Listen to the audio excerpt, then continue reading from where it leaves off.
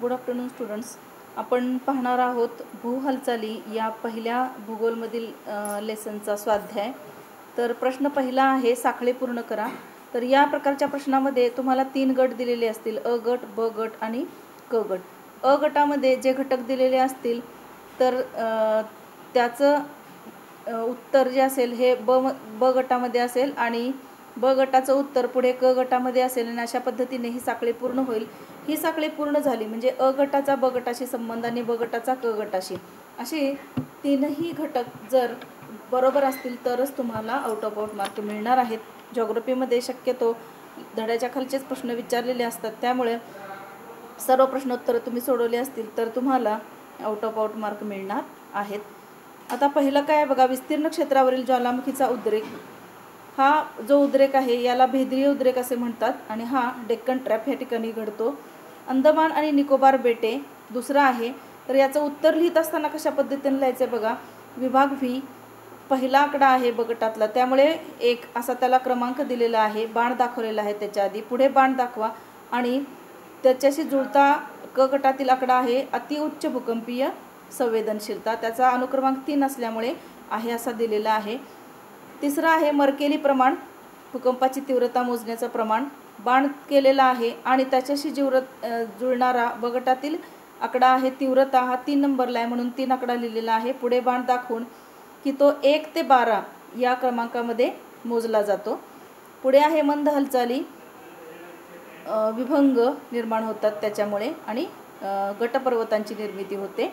तर 4 नंबरला ब गटामध्ये विभंग आहे, त्यामुळे तिथे 4 आकडा लिहून विभंग लिहिलेला आहे आणि त्याचा परिणाम गट पर्वताची निर्मिती होते. त्यानंतर फिलिपाईन्स, त्याच्याशी मिळता जुळता ब गटातील आकडा आहे 6वा पॅसिफिकचे अग्निकंकण आणि त्याच्याशी जुळणारा क गटातील आकडा आहे मॅयॉन.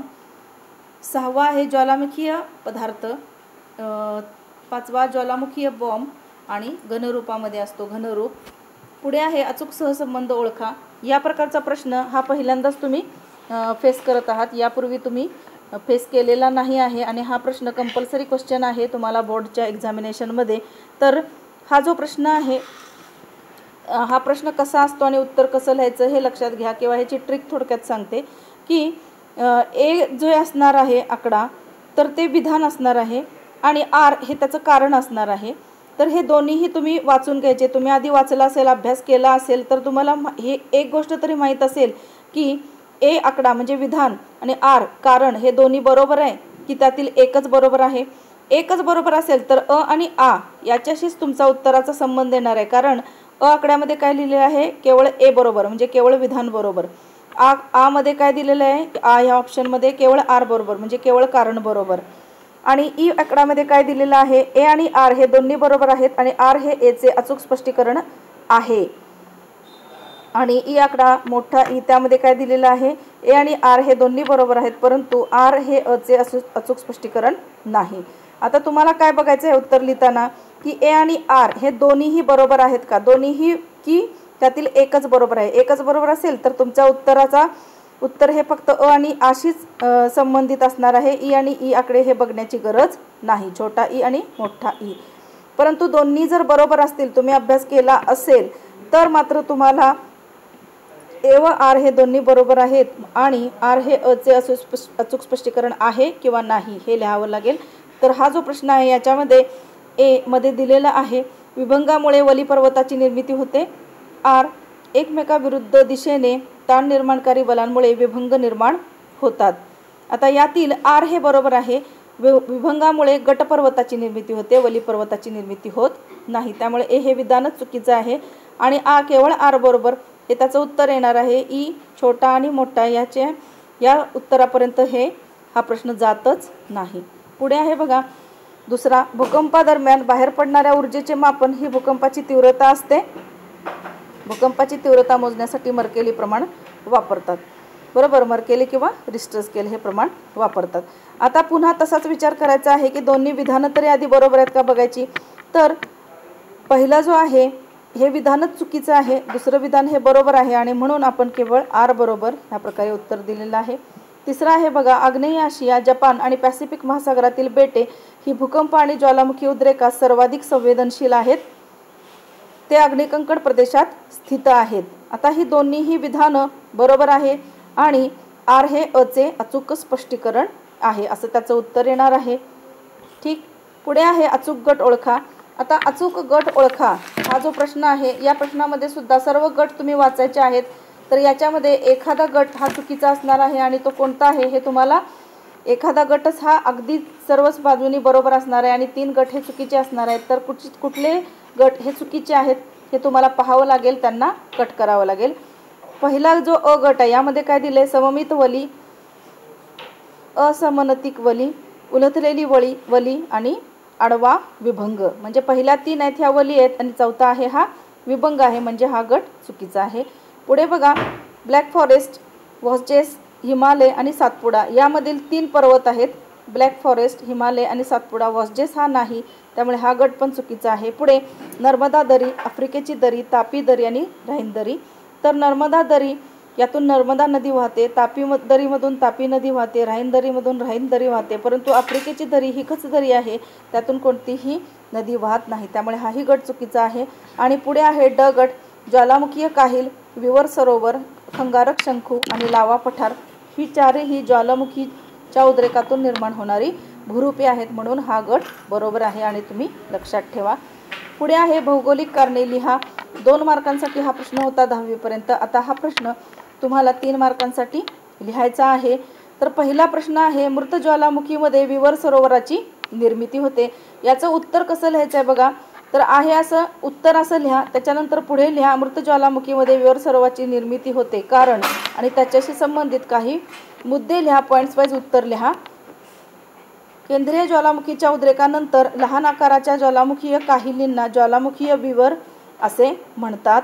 म्हणजे जी काहील तयार होते, खोलगट असा भूरूप तयार होतं, त्याला आपण ज्वालामुखीय विवर म्हणतो. ज्वालामुखीय विवर मध्ये पुन्हा ज्वालामुखीचा उद्रेक होण्याची शक्यता संपते. अशा ठिकाणी मृत ज्वालामुखीय विवरांची निर्मिती होते. अशा मृत ज्वालामुखीय विवरांमध्ये पावसाचे पाणी साठते व सरोवराची निर्मिती होते. यास ज्वालामुखीय विवर असे म्हणतात. आणि प्रत्येक उत्तराला जॉग्रफीमध्ये तुम्ही उदाहरणं दिलीत तर तुम्हाला आउट ऑफ आउट मार्क मिळण्याची शक्यता दाट आहे आणि ती कॉन्सेप्ट तुम्हाला पूर्ण समजली आहे असा त्याचा अर्थ होतो. Crater Lake in US, Mount Mazama in US ही विवर सरोवराची उदाहरणे आहेत. उदाहरणे तुम्ही इंग्लिशमध्ये लिहिली तरीसुद्धा चालू शकतात किंवा या ठिकाणी जशी लिहिलीत या पद्धतीने लिहिली तरी चालतील. पुढचा क्वेश्चन आहे, हिमालयात राहणारे लोक भूकंपाला अधिक संवेदनशील असतात. उत्तर मगासच्या प्रमाणेच लिहायचं आहे. उत्तर लिहा, त्याच्यानंतर पुढे उत्तर असा शब्द लिहा. पुढे हिमालयात राहणारे लोक भूकंपाला सर्वाधिक संवेदनशील असतात.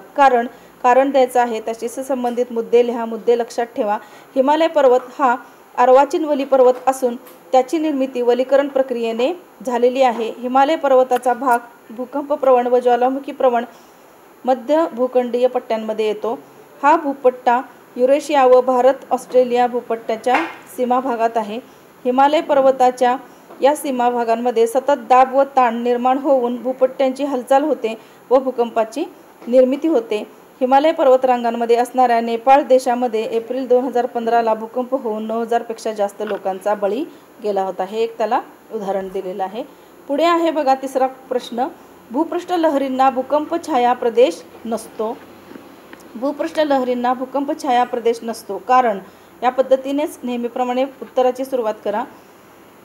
आता सुरुवातीला दिलेलं आहे भूकंप छाया प्रदेश म्हणजे काय हे दिलेलं आहे आणि भूपृष्ठ लहरी म्हणजे काय हे सुद्धा त्यानंतर दिलेलं आहे. भूकंप स्थानापासून दूर असलेल्या भूकंप मापनात केंद्रातही भूकंप लहरींची नोंद मिळते. असे असले तरी काही विशिष्ट क्षेत्रात लहरींची नोंद होत नाही. अशा प्रदेशास भूकंप छाया प्रदेश असे म्हणतात. ही व्याख्या तुम्हाला पाठ पाहिजे, लिहिता आली पाहिजे. भूपृष्ठाखालून भूपृष्ठास समांतर प्रवास करणाऱ्या लहरींना भूपृष्ठ लहरी असे म्हणतात. भूपृष्ठ लहरी म्हणजे काय हेही सांगितलेलं आहे. भूपृष्ठ लहरी भूपृष्ठाखालून घनरूप, द्रवरूप अशा सर्व माध्यमातून प्रवास करतात. त्यामुळे त्याची नोंद सर्वत्र होते. त्यामुळे भूकंप छाया प्रदेश निर्माण होत नाही. हे त्याचं उत्तर आहे. पुढे आहे, मृदू खडकांना वळ्या पडतात तर कठीण खडकात विभंग होतो. मृदू खडकांना वळ्या पडतात तर कठीण खडकात विभंग होतो। विभंग म्हणजे काय? तुटणे। वळ्या पडणे म्हणजे काय? वळ्यांची निर्मिती होणे। म्हणजे काय? एक कागदाची पट्टी घेऊन दोन्ही बाजूंनी एकमेकांकडे सरकवायला लागली तर ती उभी राहते मध्यभागी, याला अशा प्रकारे वळी निर्माण होते। भूपृष्ठाखालील खडकांच्या थरांचे स्वरूपानुसार खडकास वळ्या पडतील किंवा तडा जाईल हे अवलंबून असते। म्हणजे खडकांचे जे थर आहेत या थरांवर अवलंबून आहे की वळ्या पडणार आहेत की तडा जाऊन विभंग निर्माण होणार आहे। भूपृष्ठाखालील खडकांचे थर मृदू व लवचिक असतील तर त्याची दाब सहन करण्याची क्षमता जास्त असते, परंतु खडक जर कठीण असतील तर त्याचा दाब सहन करण्याची क्षमता कमी असते। भूपृष्ठाखालील खडकांच्या थरांमध्ये सतत दाब व ताण या प्रक्रिया चालू असतात। भूपृष्ठाखालील खडकांचे थर मृदू व लवचिक असतील तर ते दाब सहन करतात व त्यांना वळ्या पडतात, त्यास वलीकरण असे म्हणतात। उदाहरणार्थ हिमालय पर्वत। भूपृष्ठाखालील खडकांचे थर कठीण असतील तर दाब सहन न झाल्याने त्यांना तडे जातात व त्यास विभंग किंवा प्रस्तरभंग असे म्हणतात। उदाहरण मेघालय पठार। पुढे आहे 5वा प्रश्न, वळ्या या खडकांची ताकद आणि बलाच्या तीव्रतेवर अवलंबून असतात। वळ्या ह्या खडकाची ताकद आणि बलाच्या तीव्रतेवर अवलंबून असतात कारण भूपृष्ठाखालील खडकांच्या थरांवर सतत दाब आणि ताण या प्रक्रिया चालू असतात। भूपृष्ठाखालील खडकांचे थर मृदू आणि लवचिक असतील तर दाब सहन करण्याची क्षमता जास्त असते व त्यावर दाब पडल्यास वळ्या निर्माण होतात। कारण की हा जो थर आहे भूपृष्ठाखालील खडकांचा हा मृदू आहे, लवचिक आहे आणि त्यामुळे वळ्या पडतात। या प्रक्रियेस वलीकरण किंवा वळीकरण असे म्हटले जाते। भूपृष्ठाखालील खडकांच्या थरांवर पडणारे बलाचे प्रमाण किंवा तीव्रता कमी जास्त असते, ती एकसारखी नसते, त्यामुळे वेगवेगळ्या आकाराच्या वळ्यांची निर्मिती होते। वळ्यांचे बलाच्या तीव्रतेनुसार सममित वळी, समनतिक वळी, असममित वळी, आडवी वळी व उलटलेली वळी असे वेगवेगळे आकार निर्माण होतात। पुढे सविस्तर उत्तरे लिहा। याच्यामध्ये 4 प्रश्न आहेत। विभंगाचे विविध प्रकार स्पष्ट करा। ज्वालामुखी उद्रेकातून निर्माण होणाऱ्या विविध भूरूपांचे उदाहरणासह स्पष्टीकरण करा। भूकंप छायेचा प्रदेश ही संकल्पना स्पष्ट करा आणि ज्वालामुखीय पदार्थांवर टिपा लिहा। आता सविस्तर उत्तरे लिहा। हा प्रश्न जो आहे हा 8 मार्कांना असतो आणि त्यामुळे त्याला त्या पद्धतीने तुम्ही न्याय देणं आवश्यक आहे की ज्याच्यामध्ये तुम्ही प्रस्तावना करणे आवश्यक आहे आणि कोणते कोणते मुद्दे तुम्ही पुढे लिहिणार आहात हे मुद्दे सुरुवातीला देणे आवश्यक आहे आणि समारोपाची सुद्धा आवश्यकता आहे। 1 ते 1.5 पान तुम्ही ह्या प्रश्नाचं उत्तर लिहिणं अपेक्षित आहे, परंतु त्यामध्ये उगीचच तुम्ही पॅराग्राफ करून न लिहिता पॉईंट वाईज उत्तर लिहा आणि कुठले पॉईंट्स तुम्ही पुढे लिहिणार आहेत हे सुरुवातीलाच मुद्द्यांमध्ये इथे दिले या पद्धतीनं मांडा, तुम्हाला आउट ऑफ आउट मार्क मिळतील। प्रस्तावना लिहा। प्रस्तावनेत काय सांगितलंय? पृथ्वीच्या भूपृष्ठाखालील भूपट्ट्यांच्या थरावर सतत दाब आणि ताण या प्रक्रिया चालू असतात, त्यामधून वलीकरण व विभंग या प्रक्रिया घडून येतात। त्यामधील विभंग अर्थ व प्रकार यांची माहिती पुढील प्रमाणे। आता विभंग म्हणजे तुटणे। विभंगाचा अर्थ तरीही दिलाय पुढे। पृथ्वीच्या भूपृष्ठाखालील भूपट्ट्यांच्या थरावर अंतरंगातील एकमेकांच्या विरुद्ध दिशेने निर्माण होणाऱ्या बलांमुळे खडकांच्या स्तरात ताण निर्माण होतो व या प्रचंड ताणामुळे खडक तुटतो, यास विभंग किंवा प्रस्तरभंग किंवा भ्रंश असेही म्हटले जाते। आता ह्या विभंगाचे प्रकार दिलेले आहेत, तर ह्याचे मुख्य प्रकार आहेत बघा। सामान्य विभंग आहे, याच्यानंतर उत्क्रम विभंग आहे म्हणजे विरुद्ध, कातर विभंग आहे आणि प्रणोद विभंग आहे। आकृतीसहित तुम्ही द्यायचा आहे का, तर हा प्रश्न 8 मार्कांचा आहे। विभंगाचे प्रकार: पृथ्वीच्या भूपृष्ठाखालील भूपट्ट्यांच्या थरावर अंतरंगातील एकमेकांच्या विरुद्ध दिशेने निर्माण होणाऱ्या बलांमध्ये तफावत असल्यामुळे वेगवेगळ्या आकाराच्या विभंगांची किंवा प्रस्तरभंगाची निर्मिती होते। हे विभंगाचे प्रकार पुढील प्रमाणे आहेत। सामान्य विभंग, नॉर्मल फॉल्ट। सामान्य विभंगाची निर्मिती खडकांच्या थरांवर ताण पडल्याने त्यास तडा जातो किंवा त्यास भेगा पडतात व त्याची हालचाल विरुद्ध दिशेने होते व त्यामधील एक भाग खाली प्रतलाला अनुसरून सरकतो, त्यामध्ये प्रतल हा आकाशभिमुख असतो। पुढे आहे उत्क्रम किंवा विरुद्ध विभंग, रिव्हर्स फॉल्ट। उत्क्रम किंवा विरुद्ध विभंगाची निर्मिती खडकाच्या थरावर दाब पडल्याने खडकांच्या थरांची हालचाल एकमेकांच्या दिशेने होते व त्यामुळे खडकाचा एक भाग वर सरकतो, अशा विभंगास उत्क्रम किंवा विरुद्ध विभंग असे म्हणतात। यामध्ये विभंग प्रतल भूमी अभिमुख खाली असते। पुढे तिसरा प्रकार आहे कातर विभंग, टियर फॉल्ट. कातर विभंगाची निर्मिती खडकांना तडा किंवा भेगा पडल्यावर खडकाचा थर वर किंवा खाली न सरकता तो बाजूला क्षैतिज समांतर आडव्या दिशेने सरकतो, त्यास कातर विभंग म्हणतात. आणि पुढचा आहे शेवटचा प्रकार चौथा, प्रणोद विभंग, थर्स्ट फॉल्ट. प्रणोद विभंगाची निर्मिती खडकांच्या थरावर पडणारा दाब कमी अधिक असेल तर एक भाग सुट्टा होऊन दुसऱ्या थरावर येऊन पडतो, यास प्रणोद विभंग असे म्हणतात. त्यामध्ये विभंग प्रतलाचा कोन 45 अंशापेक्षा कमी असतो आणि आकृतीमध्ये हे दाखवलेलं आहे. तुम्हाला याची आकृतीसुद्धा परीक्षेमध्ये येण्याची शक्यता असते. पुढे आहे दुसरा प्रश्न, ज्वालामुखीय उद्रेकातून निर्माण होणाऱ्या विविध भूरूपांचे उदाहरणासह स्पष्टीकरण करा. यामध्ये वापरलेले मुद्दे आहेत. सुरुवातीला प्रस्तावना अर्थातच दिलेली आहे, त्यानंतर ज्वालामुखीचा अर्थ, ज्वालामुखीची भूरूपे पुढे दिलेली आहेत. लावा घुमट, लावा पठार, ज्वालामुखीय काहील, विवर सरोवर, ज्वालामुखीय खुंटा, कंगारक शंकू, संमिश्र शंकू इत्यादी. तर ही विविध भूरूपे आहेत. प्रस्तावना, पृथ्वीच्या अंतरंगातील हालचालींमध्ये भूकंप व ज्वालामुखी या शीघ्र हालचाली आहेत. त्यामध्ये ज्वालामुखीच्या उद्रेकातून वेगवेगळ्या भूरूपांची निर्मिती होते. यांची माहिती पुढील प्रमाणे. ज्वालामुखीचा अर्थ, सामान्यपणे बाह्य प्रावरणातून वायुरूप, द्रवरूप लाव्हा आणि घनरूप पदार्थ हे ज्वालामुखीय उद्रेकाच्या स्वरूपात पृथ्वी पृष्ठभागावर येतात. या प्रक्रियेस ज्वालामुखी असे म्हणतात. ज्वालामुखी म्हणजे काय हे सुरुवातीला द्या. ज्वालामुखीय भूरूपे, व्होल्कॅनिक लँडफॉर्म्स. ज्वालामुखीय उद्रेकातून आम्ल लाव्हा घट्ट असतो व अल्कली लाव्हा हा द्रवरूप किंवा पातळ असतो. हा लाव्हा घट्ट व द्रवरूप या दोन प्रकारचा असतो. त्यामध्ये भूरूपांना वेगवेगळे आकार प्राप्त होतात. अशा वेगवेगळ्या भूरूपांची माहिती पुढील प्रमाणे.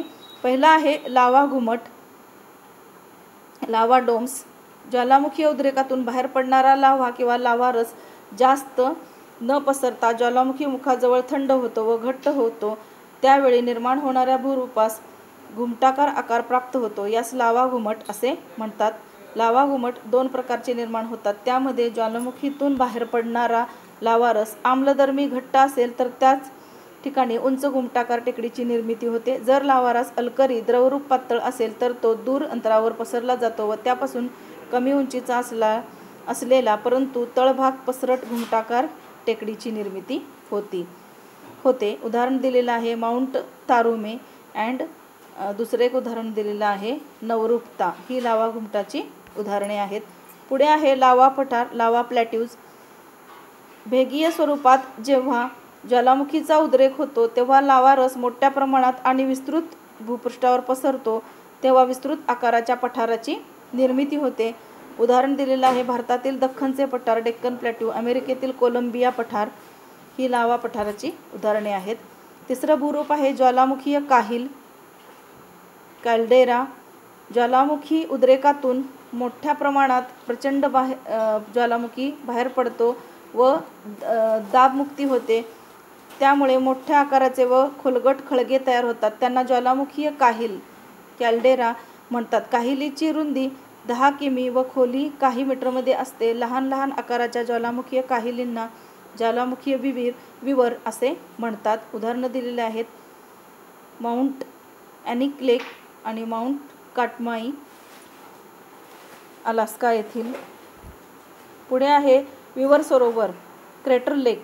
ज्वालामुखीच्या उद्रेकानंतर ज्वालामुखीच्या मुखाशी एक खोलगट खळगा तयार होतो, त्यास ज्वालामुखी विवर असे म्हणतात. काही काळानंतर या मृत ज्वालामुखीमध्ये पाणी साचून सरोवरांची निर्मिती होते, त्यास विवर सरोवर असे म्हणतात. क्रिएटर लेक आणि माउंट माजमा ही उदाहरणं आहेत. पाचवं भूरूप आहे ज्वालामुखीय खुंटा, व्होल्कॅनिक प्लग. ज्वालामुखीच्या उद्रेकाच्या वेळी ज्वालामुखीय मुखाशी आम्ल लावा जो घट्ट असतो तो थंड होऊन स्तंभासारखे भूरूप तयार होते, त्यास ज्वालामुखीय खुंटा असे म्हणतात. मॉरर रॉक आणि थंबबट ही ज्वालामुखीय खुंटाची उदाहरणे आहेत. आणि सहावं भूरूप आहे खंगारक शंकू, सिंड्रकोन. ज्वालामुखीय उद्रेकातून मोठ्या प्रमाणात राख, अर्धवट जळलेले निखारे, सकोणाश्म यांच्या संचयनातून शंकू आकाराची टेकडी तयार होते, त्यास खंगारक शंकू असे म्हणतात. नोओमा पर्वत हे त्याचं उदाहरण आहे. आणि सातवं आणि शेवटचं भूरूप आहे संमिश्र शंकू, कंपोजिट कोन. ज्वालामुखी उद्रेकाच्या वेळी लावा रस व अर्धवट जळालेल्या पदार्थांच्या एकावर एक तयार झालेल्या स्तरांमुळे संमिश्र शंकूची निर्मिती होते. सेंट हेलेन्स अमेरिका येथील हे संमिश्र शंकूचे उदाहरण आहे. पुढचा क्वेश्चन आहे, तिसरा क्वेश्चन, भूकंप छायेचा प्रदेश ही संकल्पना स्पष्ट करा. अर्थातच मुद्दे सुरुवातीला द्या. प्रस्तावना, भूकंप छाया प्रदेशाचा अर्थ, भूकंप लहरी, भूकंप छाया प्रदेशाचे क्षेत्र, आकृती द्यायची आहे आणि शेवटी समारोप करायचा आहे. प्रस्तावना, भूकंप म्हणजे जमिनीचे थरथरणे किंवा हादरणे. ज्यावेळी भूकंपाची निर्मिती होते त्यावेळी त्यामधून वेगवेगळ्या लहरींची निर्मिती होते व त्यामधून भूकंप छाया प्रदेश निर्माण होतो. याची माहिती पुढीलप्रमाणे. भूकंप छाया प्रदेशाचा अर्थ दिलेला आहे. भूकंप स्थानापासून दूर असलेल्या भूकंप मापन केंद्रातही भूकंप लहरीची नोंद मिळते. असे असले तरी काही विशिष्ट क्षेत्रात लहरींची नोंद होत नाही. अशा प्रदेशात भूकंप छाया प्रदेश असे म्हटले जाते. भूकंप लहरींचे प्रकार व त्यांचा भूकंप छायेचा प्रदेश. भूकंप लहरींचा अर्थ, संत पाण्यात खडा टाकल्यानंतर जसे तरंग निर्माण होतात त्याप्रमाणे तरंग भूकंपाच्या निर्मितीनंतर भूकंप नाभीमधून तयार होतात. त्यांना भूकंप लहरी असे म्हणतात. प्राथमिक लहरी, दुय्यम लहरी व भूपृष्ठ लहरी असे 3 या लहरींचे प्रकार आहेत. जो पहिला प्रकार आहे प्राथमिक लहरी, प्रायमरी वेव्स, याच्याबद्दलची माहिती द्या. भूकंपामध्ये निर्माण झालेल्या ज्या लहरी सर्वप्रथम भूपृष्ठावर पोहोचतात त्यांना प्राथमिक लहरी म्हणतात. या लहरी एका माध्यमामधून दुसऱ्या माध्यमात घनरूप द्रवरूप प्रवेश करताना लहरींचे वक्रीभवन होते. 105 ते 140 अंश दरम्यान या लहरींचा भूकंप छायेचा प्रदेश असतो, कारण या लहरींचे माध्यम बदलण्यास वक्रीभवन होते व त्या या क्षेत्रात पोहोचत नाहीत. दुय्यम लहरी, प्राथमिक लहरीनंतर ज्या लहरी भूपृष्ठावर पोहोचतात त्यांना दुय्यम लहरी असे म्हणतात. या लहरी केवळ घनरूप माध्यमातून प्रवास करतात, द्रवरूप माध्यमामधून प्रवास करीत नाहीत. 105 अंशाच्या पलीकडील सर्व क्षेत्र या लहरींचा भूकंप छायेचा प्रदेश असतो. आणि तिसरा आहे भूपृष्ठ लहरी, लँड वेव्ह. सर्वात शेवटी निर्माण होणाऱ्या लहरींना भूपृष्ठ लहरी म्हणतात. या लहरी भूपृष्ठालगत असल्यामुळे जास्त विध्वंसक असतात. भूपृष्ठ लहरी या भूपृष्ठाखालून सर्व माध्यमातून प्रवास करतात, त्यामुळे या लहरींना भूकंप छाया प्रदेश नसतो. अशा प्रकारे भूकंप छाया प्रदेश भूकंप लहरीच्या वैशिष्ट्यांमुळे निर्माण होतात. चौथा प्रश्न आहे, ज्वालामुखीय पदार्थांवर टिपा लिहा. प्रस्तावना, मुद्दे द्या सुरुवातीला. प्रस्तावना, ज्वालामुखीय पदार्थ, द्रवरूप, घनरूप, वायुरूप इत्यादी. प्रस्तावना, पृथ्वीच्या अंतरंग भागातील भूकंप व ज्वालामुखी या शीघ्र हालचाली होत. ज्वालामुखीचा उद्रेक झाल्यानंतर त्यामधून अनेक पदार्थ बाहेर पडतात. त्यांची माहिती पुढीलप्रमाणे. ज्वालामुखी उद्रेकातून बाहेर पडणारे पदार्थ. 1. द्रवरूप पदार्थ. यामध्ये वितळलेल्या खडकाच्या द्रव पदार्थांचा समावेश होतो. ज्यामध्ये हे वितळलेले पदार्थ भूपृष्ठाच्या अंतरंग भागात असतात त्यावेळी त्यास मॅग्मा असे म्हणतात. तसेच ज्यावेळी मॅग्मा भूपृष्ठावर येतो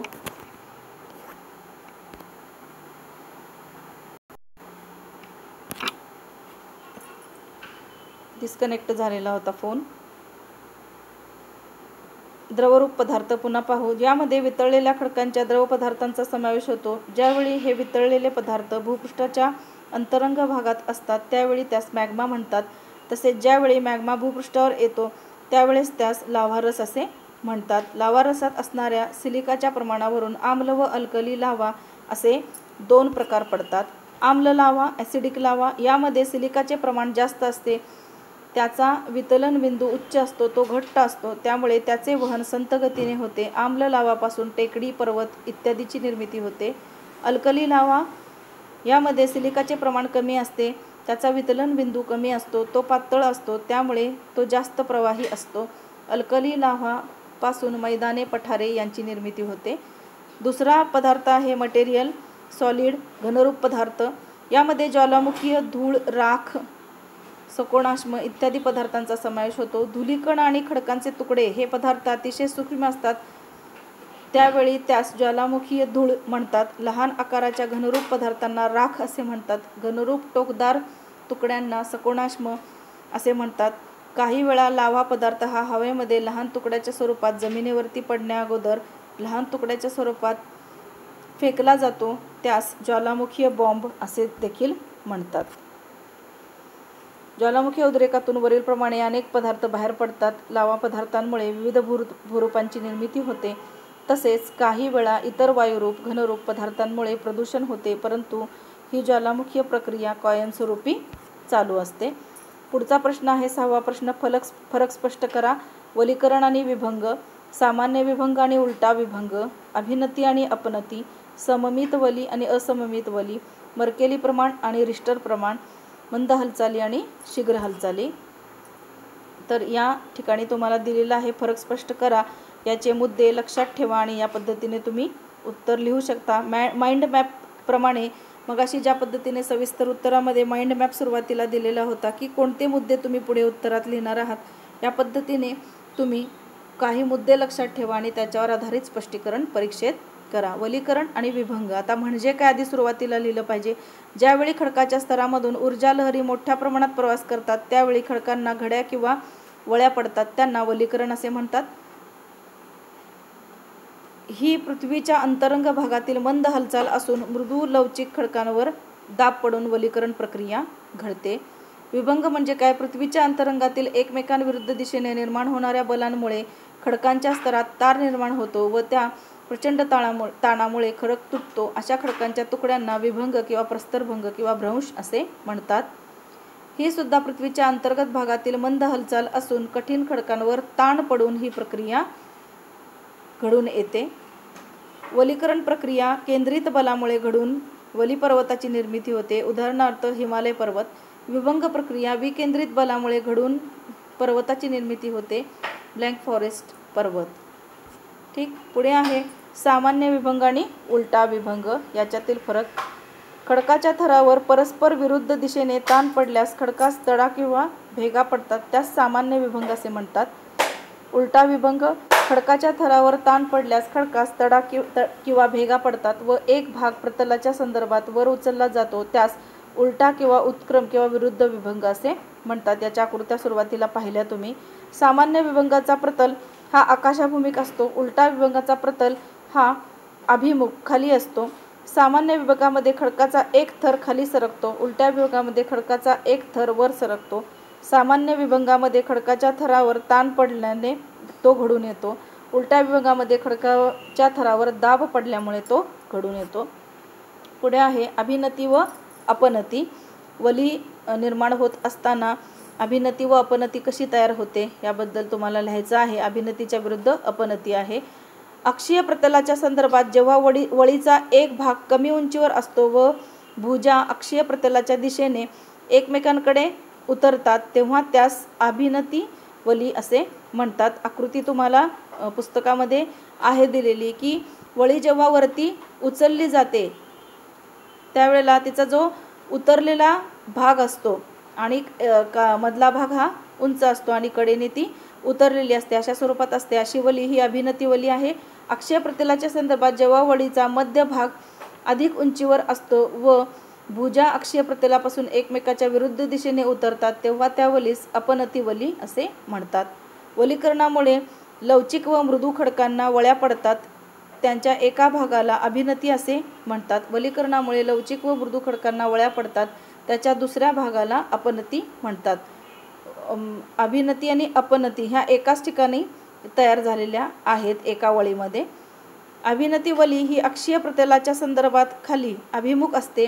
अपनती वली ही अक्षीय प्रतलाच्या संदर्भात वर आकाशाभिमुख असते. वरती उचललेला भाग हा अपनती, खाली आलेला भाग हा अभिनती. पुढे सममित वली व असममित वली. वलीकरण प्रक्रियेने वळ्यांच्या निर्मिती झाल्यानंतर वळ्यांचे थर किंवा भुजा खडकांचे थर एकमेकांना समांतर असतात, त्यांना सममित वली असे म्हणतात. दोन्ही म्हणजे छेद जर घेतला तर दोन्ही बाजूला समसमान. वलीकरण प्रक्रियेत वळ्यांच्या निर्मिती झाल्यानंतर वळ्यांच्या थर किंवा भुजा खडकांचे थर असमांतर व कमी जास्त असतील, म्हणजे छेद घेतला तर एका बाजूला जास्त एका बाजूला कमी असे असतील तर त्याला असममित वली असे म्हणतात. सममित वळ्यांचे अक्षीय प्रतल ऊर्ध्वगामी असतात, असममित वळ्यांचे अक्षीय प्रतल कललेले असतात. सममित वळ्यांचे ऑफकोर्स दोन्ही बाजूनी समान उचलली जाणार आहे ती, आणि मध्यभाग घेतला तर दोन्ही बाजूला ती मध्यभागी जर आपण त्याच्या म्हणजे मध्यभाग कन्सिडर केला तर दोन्ही बाजूला ती एकसारखी असणार आहे. पण असममित वली कशी असणार आहे? एका बाजूला ती वळलेली असणार आहे.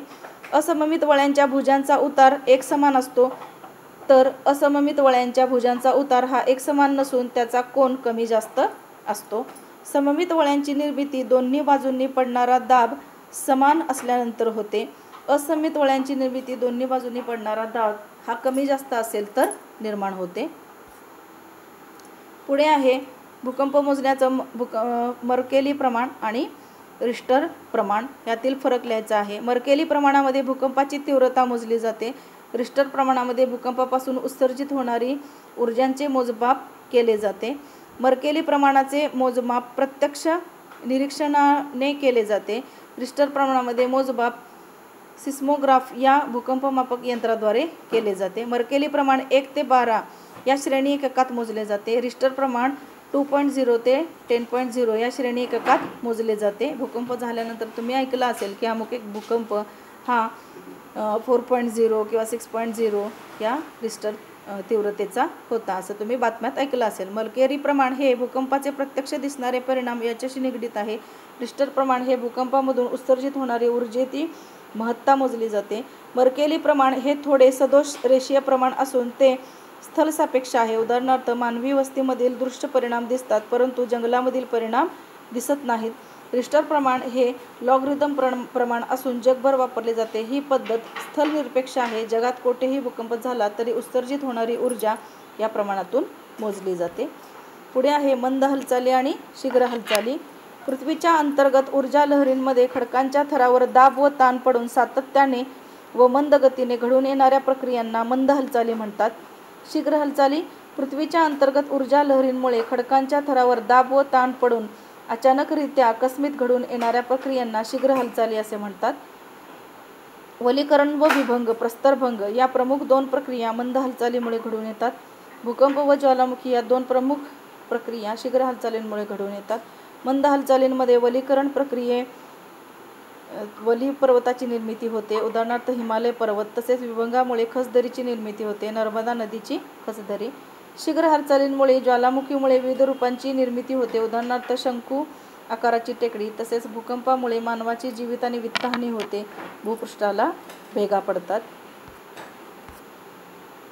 पुढे आकृत्या दिलेल्या आहेत. वळ्यांचे प्रकार, विभंगांचे प्रकार, भूकंपछाया प्रदेश, ज्वालामुखीय भूरूपे. हे वळ्यांचे प्रकार. सममित वली परीक्षेत प्रश्न येऊ शकतो. असममितक वली, समनतिक वली, असममित वली, आडवी वली, उलथलेली वळी.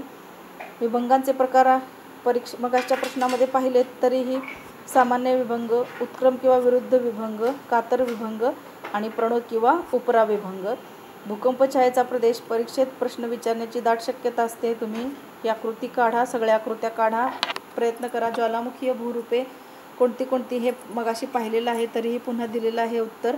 लावा घुमट, लावा पठार, ज्वालामुखीय काहील, विवर सरोवर, खंगारक शंकू, संमिश्र शंकू इत्यादी विविध भूरूपे तयार होतात. थँक्यू.